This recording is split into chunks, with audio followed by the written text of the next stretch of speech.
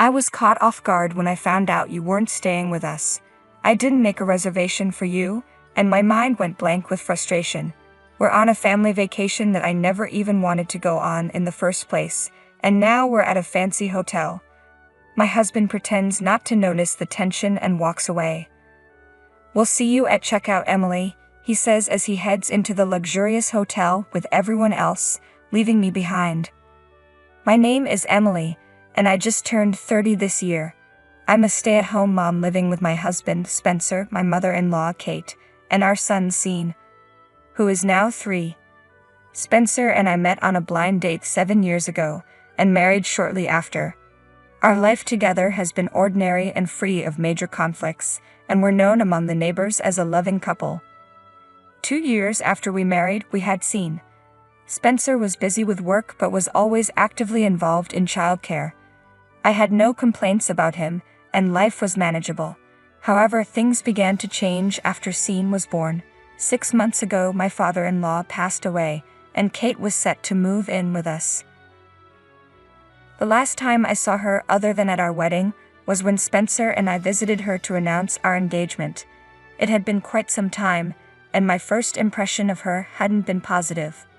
My father-in-law, on the other hand, was always kind to me and left me with a good impression. I remember his concerns about whether I was the right choice for Spencer and his worries that I might cause him trouble. His bluntness about these concerns stung, and although Spencer worked hard to win her approval, Kate's disapproving looks were hard to ignore. We eventually managed to get her approval with some persuasion, but I still resent how openly critical she was in front of me. When Kate and her belongings finally arrived at our house, I was determined to stay positive and do my best to get along with her. I helped her unpack and was relieved to see she was kind to Sean. Spencer and I divided the tasks. He handled the heavy items while I took care of the smaller things. Unpacking went smoothly, until a minor issue arose. "This is supposed to go over here," Kate commented, referring to a fake plant I had placed to brighten up the room. Although I was annoyed by her criticism, I moved the plant to where she wanted it. She then spent some time watching TV and didn't offer any help with the unpacking. I was busy managing Sean and finishing up the packing, but couldn't ask Spencer, who was resting after handling the heavy lifting, for help. I ended up finishing the task with mixed emotions, feeling the strain of trying to keep the peace. Tried to convince myself that Kate was just struggling with the change in her living situation and pushed aside my frustration towards her. However, her criticism persisted daily. One morning, after waking up early to prepare breakfast for everyone, I attempted to take a break. But Kate's voice cut through the quiet. "If you have time to rest, you should be cleaning up the house." She never gave me a moment's peace, constantly criticizing how I did things. Meanwhile, she was rarely home during the day and never seemed to lift a finger herself. The constant strain was wearing me down, so I decided to talk to Spencer about her behavior. "She must be having a hard time adjusting," I said, hoping for some support. But despite knowing how she treated me, Spencer didn't intervene. I would lay in bed each night, my hands on my forehead, overwhelmed and unable to sleep. No matter how I felt, my 3-year-old son would cry at night from the exhaustion. I struggled to get out of bed to comfort him, and Kate, disturbed by the noise, would shake me awake, scolding me for not attending to him sooner. "How can you still be sleeping when your son is crying? It's your job to take care of him," she would yell, berating me for my fatigue and inability to keep up.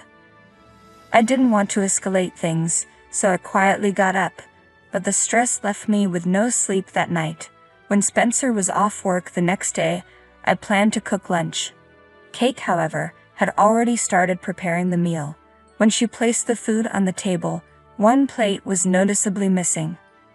"Looks like one plate is missing," Kate said. "I made it for Spencer, who works hard, and for my grandson. There's none for you. Make your own." I was stunned and hurt. It became glaringly clear that Kate's behavior was more than just criticism. It was deliberate mistreatment. I had been trying to ignore it for a while, but it was impossible to overlook any longer. I struggled to tolerate Kate's behavior, trying to convince myself that she was just being tough on me to make me a better wife. If I didn't keep thinking this way, I would have crumbled under the pressure. Unable to voice my frustrations to Kate directly, I confided in a friend after dropping Scene off at daycare. "That's definitely bullying. How are you holding up?" she asked, genuinely concerned. I detailed everything to my childhood best friend, who listened with empathy. Her concern and support overwhelmed me, and I finally broke down in tears. I had been battling my frustrations alone for too long. She reassured me that I was doing my best and that things would get better. "I'll help you. We'll figure something out," she promised. Although our conversation was brief because we both had commitments, I felt the weight lift from my shoulders. My friend suggested a couple of things. One idea was to use a recording device to capture what was being said in the house. On my way to pick up Scene, I bought a cheap recorder. When I got home, I found Kate out as usual, and took the opportunity to set up the recorder discreetly. While cleaning, I noticed a piece of paper that had fallen from a drawer in Kate's room. When I picked it up and unfolded it, I discovered it was a personal loan agreement for $20,000. I could hardly believe what I was seeing. But I decided it might be useful and tucked the paper into my pocket. After a while, Kate returned, and soon Spencer came home just in time for dinner. As we sat around the table, Kate began her usual complaints. Then out of the blue she mentioned, "By the way, my friend gave me a discount coupon for a one-night stay at a 5-star spa hotel." Her mention of the coupon seemed like a hint that she wanted to go. Spencer was enthusiastic about the idea, and even Scene seemed excited. I, on the other hand, wasn't thrilled and braced myself for what I anticipated would be an unpleasant experience. "Well, since you're here and you work so hard, you might as well join us," Kate said. I was taken aback. Hearing such an offer from someone who had been so critical of me was astonishing. Part of me wondered if she meant well, though I struggled to believe her offer wasn't made with some ulterior motive. She wanted to book everything for the next day. That night, I couldn't sleep, trying to decide what to do. By morning, I was still conflicted. I sat for a long time, pondering the trip. Scene wanted to go, but since Mom wouldn't be able to watch him, and it would be difficult to take him with me alone. Needed Spencer's help. "You don't support me when your mother mistreats me." "I don't want to go," I said. Spencer was at a loss for words. He knew I was right and was caught between wanting to please his mother and addressing my concerns. He pleaded with me to reconsider, so I decided to set a condition. "Fine, but first, take a look at this," I said, showing him the loan agreement I had found in Kate's room. Spencer's face went pale as he read the document, revealing Kate's $20,000 debt. He was shocked and couldn't believe his mother was in such financial trouble. "Can we help her pay this off? As her son, I can't just ignore it," he asked, knowing that I was responsible for managing our finances. "Of course," I replied, understanding the complexity of the situation. I declined Kate's offer. I had no intention of helping someone who had treated me poorly. I understood Spencer's feelings as a son, but I couldn't agree to support Kate under those circumstances. I told Spencer, "I will help you with this trip, but only if you agree to my conditions." The first condition was that Spencer must intervene whenever Kate mistreated or overly criticized me. The second was that I would establish some ground rules for Kate, write them down, and post them around the house. If Kate couldn't agree to these conditions, we would have to ask her to leave. Spencer agreed to these terms, and we decided to implement them after the trip. I asked my friend to post the rules while we were away. We would continue to act normally until the trip was over, and then we'd put our plan into action. Spencer agreed, and I decided to go on the trip with them. The next day, I informed Kate that I would be joining them. I kept reminding myself to be patient just a little longer. On the day of the trip, Spencer handled everyone's bags as we prepared to leave the house. Kate's bullying began immediately. "You don't need to carry the bags. Let Emily do it," she said. Spencer glanced at me apologetically, and I complied, believing it was better to avoid conflict. However, the bags were extremely heavy, and managing them while taking care of Sean left me exhausted. The journey involved taking an Amtrak train followed by a drive over a mountain road to the hotel. The exterior and interior of the hotel were stunningly luxurious.